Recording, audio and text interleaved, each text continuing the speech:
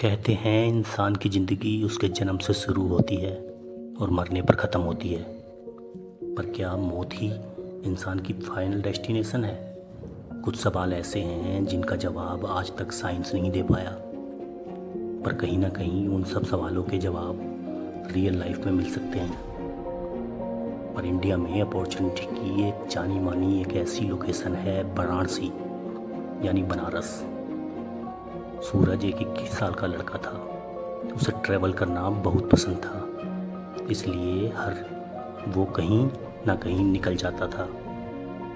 सूरज काफ़ी टाइम से बनारस जाना चाहता था, पर उसे जाने के लिए कोई साथी नहीं मिल रहा था। सूरज अपने दोस्तों से पूछ कर तंग आ गया था।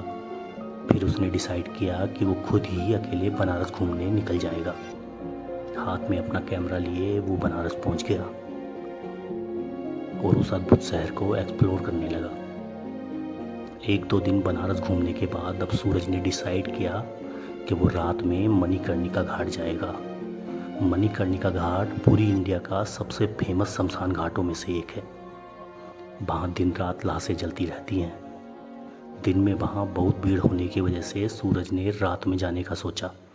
सूरज ने जोश में ये डिसीजन तो ले लिया, मगर जब वो रात को उस घाट के पास पहुंचा तो उसकी रूह कांप उठी। उसकी आंखों के सामने कई डेड बॉडी जल रही थी। मरे हुए लोगों को इतने करीब से देखना काफ़ी डरावना सा लग रहा था, पर सूरज ने पहले ही ये सब चीज़ें इंटरनेट पर पढ़ी हुई थी। अपना दिल पक्का करके जैसे ही सूरज घाट के अंदर पहुंचा, उस घाट पर पहुंचने के बाद उसको अपना शरीर भारी सा लगने लगा और ऐसे लगने लगा कि मानो उसके शरीर को किसी ने अपने कब्ज़े में ले लिया हो। और गंगा जी से तेज तेज हवा आ रही थी और उस हवा में भी उस सूरज को घुटन सी महसूस हो रही थी। घाट पर आगे बढ़ते ही अपने दाहिने हाथ पर एक बड़ा सा घर दिखा। उस बड़े से घर में हर जगह बड़ी बड़ी लाइट्स लगी हुई थी, पर उस घर के लास्ट में एक ऐसा कोना था जहाँ बिल्कुल अंधेरा था। आगे बढ़ने के लिए सूरज को उसी घर के आगे से गुजरना था। सूरज ने गहरी सांस ली और हिम्मत करके आगे बढ़ा कि तभी फिर उसका शरीर भारी होने लगा। इस बार उसका शरीर इतना भारी हो गया कि वो दर्द के मारे ज़मीन पर गिर पड़ा। सूरज पूरी तरह से अपने होश में नहीं था। वो समझ पा रहा था कि कोई उसे अपने हाथों से खींचकर ज़मीन पर घसीटते हुए ले जा रहा है, पर सूरज का शरीर बेजान सा था। ये सब समझने के बावजूद वो कुछ नहीं कर पा रहा था। कुछ देर बाद सूरज होश में आया तो उसकी आंखें खुली तो उसने खुद को एक दीवार से सटा हुआ पाया। इधर उधर नज़रें घुमाकर उसे पता चला कि वो उस घर के उसी अंधेरे कोने में था जो उसे दूर से दिखाई दे रहा था। वो बहुत ज़्यादा डर गया। वो जल्दबाजी में वहाँ से उठकर भागने लगा तो उसे अपने हाथों पर एक खिंचाव सा महसूस हुआ। सूरज ने सहमी नज़रों से जब पीछे देखा तो उसके होश उड़ गए। सूरज के हाथ एक लाश से बंधे हुए थे और उस लाश का सर गायब था। लाश का वजन इतना ज़्यादा था कि सूरज उसे हिला भी नहीं पा रहा था। सूरज वहाँ पर फंस चुका था। उसके दिल की धड़कनें बहुत तेज़ हो गई थी। उसके साथ जो कुछ भी हो रहा था वो उसकी समझ से परे था। सूरज ने चीख चीख कर मदद मांगने की कोशिश की, पर उसकी मदद के लिए कोई भी वहाँ नहीं आया। सूरज उसी घर की दीवार से सटकर बैठ गया और सुबह होने का इंतज़ार करने लगा। वहाँ बैठना उसके लिए बहुत ही ज़्यादा दिल दहलाने देने वाला था, पर उसके बाद जो उसके साथ हुआ उससे सूरज का दिल मानो रुक सा गया हो। सूरज को अपनी आंखों के सामने एक औरत आग के लपटों में जलती हुई दिखी।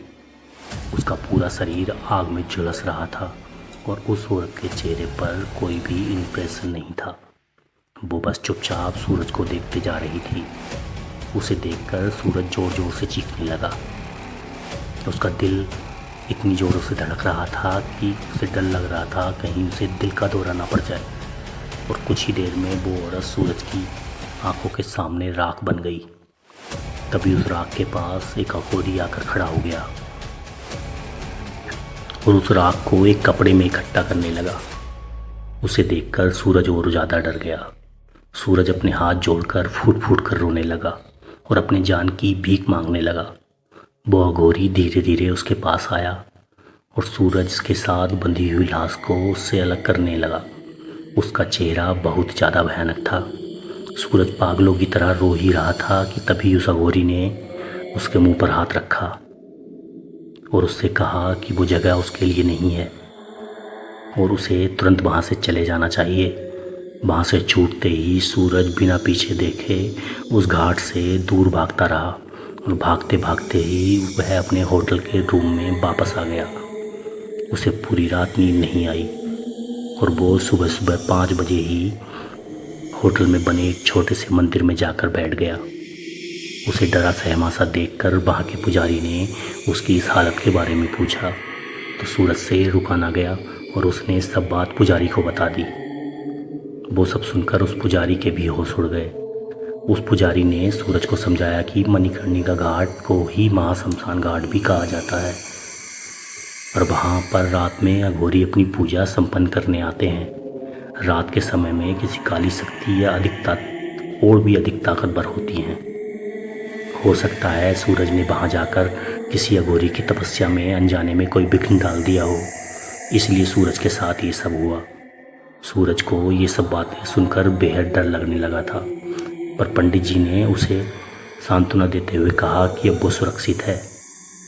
पर आज भी सूरज को उस रात के सपने आते हैं। जो उसने उस रात देखा वो उसे शायद कभी भी भूल नहीं पाएगा। ये सब होने के बावजूद क्या आप उस मणिकर्णिका घाट यानी महाशमशान घाट पर रात में कभी अकेले जाने की हिम्मत करोगे? अगर आप जा सकते हो तो हमें कमेंट करके ज़रूर बताएं।